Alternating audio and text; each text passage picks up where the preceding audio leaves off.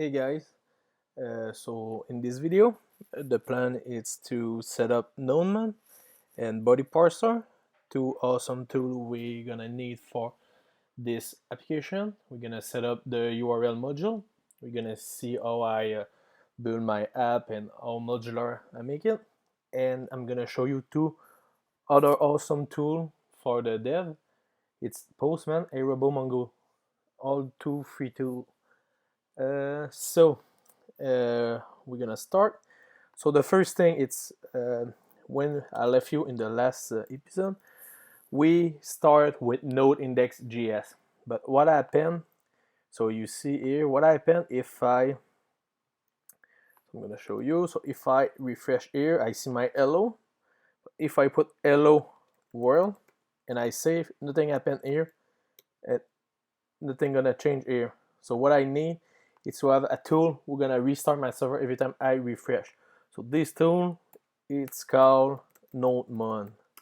So this tool, we just need to change finally the package JSON script we have for node to nodemon. If we save this one and I do yarn start again, you're gonna see now I got my nodemon.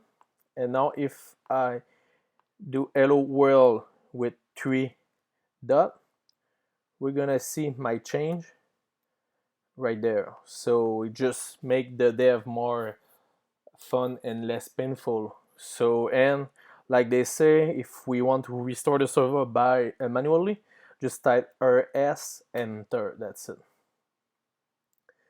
After that, so we're gonna create today the real basic boilerplate for us application. So what we need when a user posts something to the from the front end to the back end, we need some kind of middleware. Middleware is finally between the front end and the server, just between each. It's like something happened before the server start to work on something. So the tool we need for today, it's something called a body parser.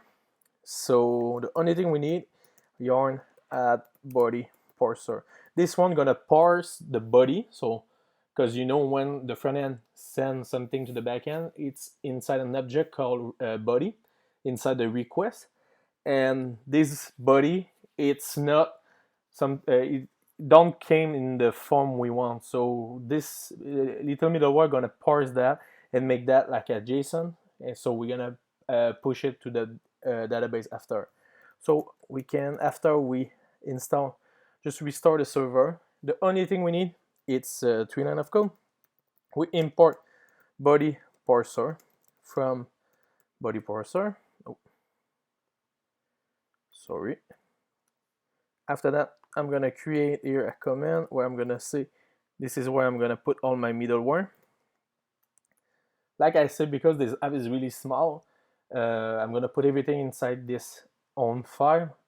But inside another tutorial, I'm gonna show you how to make that much more small file and much more easy to follow. Here, what we need when you use middleware, you put that inside app.use. Here, I'm gonna have my body parser, and I want that inside a JSON. And the other line we need, it's body parser.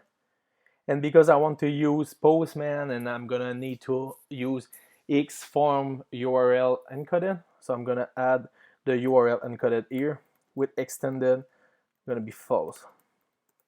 So these 2 lines of code, that's it, gonna make the life much more easier. So what happened, it's someone just create this middleware because we almost all need this one. After that, I'm creating a module folder.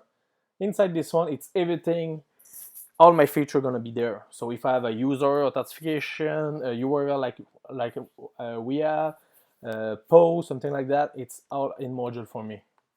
So I'm gonna create a folder called URL. And so when I start, I always start with the model. So what gonna be saved inside the database? Here we need to import mongoose, and the schema from Mongoose. After that, we can create the schema. I always capitalize my schema name and new schema here. So what we need in the application. So someone gonna paste a long URL, something like that, and we want to result as something like really much more. But we need to keep the URL path from the user. So what we're gonna need to do is save this URL. So for us right now, I'm gonna create this property as long URL with a type of string,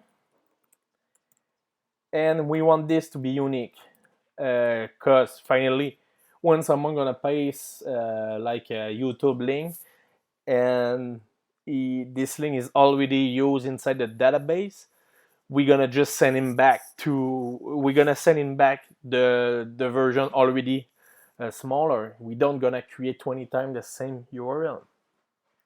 And here we need required gonna be true. This is just a little validation for this URL. After that, we're gonna export default the mongoose.model. I'm gonna call that URL. This name is for, we don't really gonna use it inside this project, but like on my second project, we're gonna use it much more when we're gonna create type schema ID and all this kind of stuff. So just keep in mind this one, and we're gonna pass the URL schema. After that, we're gonna create the controller. So the controller, it's what manage everything coming from the client, etc. So here we're gonna import the URL model we just create. After that, we're gonna create a function called create short. We're gonna take a request and a response, and this one we're gonna take the long URL coming from react.body. Here what I do, it's something called destructuring. So what I do right there is the same of if I do long URL equal react.body.long URL, but it's short n for me, and I really like to get my code smaller. After that, we're gonna create the new URL with new URL like that, and inside this one we're gonna pass the long URL. As you can see, I don't need to have key and value, because in ES6 if you have the same key value you can just pass this one. That's it. After that, we're gonna save the long URL, and because like I said in the first video, we're gonna use promises. So inside my promises, that take two callback. One is the answer of the callback, and the second one is the error, the resolve. The first one is the resolve, and the second one is the reject.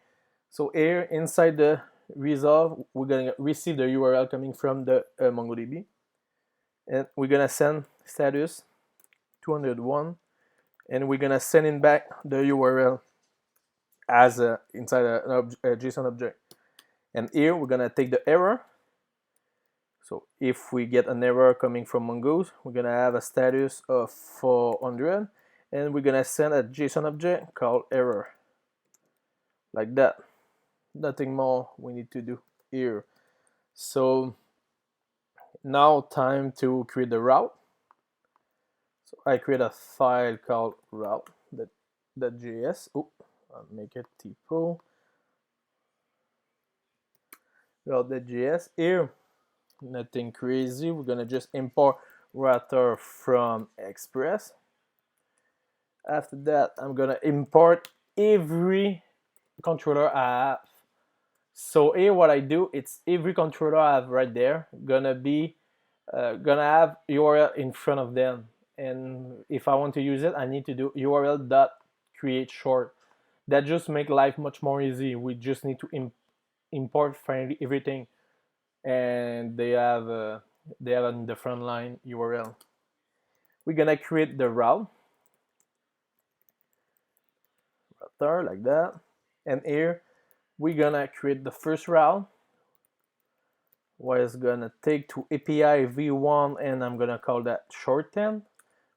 And this is a post request, and we're gonna take the create short controller. And here you just need to export default this URL route. That's it.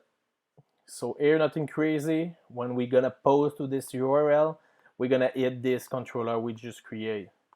Here I'm gonna create inside this folder I've just created URL. I'm gonna create an index.js, because remember yesterday when I told you that it's JavaScript is smart enough to import a file inside a folder if you don't give a relative path. So my plan right there, everything gonna make sense when I'm gonna finish with that. So here, just follow with me. I'm gonna have my URL route from route, sorry, and I'm gonna export this route as an object like that. So now what I'm gonna do, it's inside my module. I'm gonna create a file called index.js, and I'm gonna export, remember this asterisk, from, so export everything from URL. But why I do this? Now it's what I'm gonna show you. Now I'm gonna import URL route from module. I don't need to have URL and route and do this for 20 lines of code, etc. I just need to import something from there. So if I have another feature later, route, I can do everything inside the same import. So after that, the thing we need, it's we're gonna pass the link the route we just create inside the application. So app that use, and we're gonna pass URL route right there. Now for testing this, we're gonna open two free tools. One is called RoboMongo. So RoboMongo, it's finally it's a UI for CO database. So here you can see I have a database right there. I have my URL, but I have nothing right now. After that, I'm gonna open Postman. So Postman, it's you can download this in Google Chrome, etc. For me, I download the application, and that let you try your URL without really easy. So here, I always create a collection. So you click right there, you create a collection. I call this one Sto. Inside this one, I have my post. Why create a folder? It's because later in the application when we're gonna test, I'm gonna show you how to make a script. We're gonna test every route we have just in one command. Gonna be so much easy. After that, here we pass the URL we have. Remember the root, it's localhost 3000. So the route after we create was API v1 short 10. So that's why we need to hit this one. After that, inside the body, I can click this one, xw form URL encoded, because we set up this one right there. And after that, I can say my property long URL. I'm gonna type facebook.com, and now I can click send, and now we receive the result. So the result is coming from right there. And now if I refresh my database, we receive the Facebook object we just saved. And in this one, you see MongoDB is smart enough to create an object ID for free. It's gonna be unique. And we see --v, it's for the version, so that happens when you edit, update your collection, etc. So that's gonna be this for this video. I hope you enjoy it. Click like if you like this one. Don't hesitate to comment if you have any question. See the repo. I'm gonna put the repo inside the description, and please subscribe if you like this video. So see you later, guys. Bye.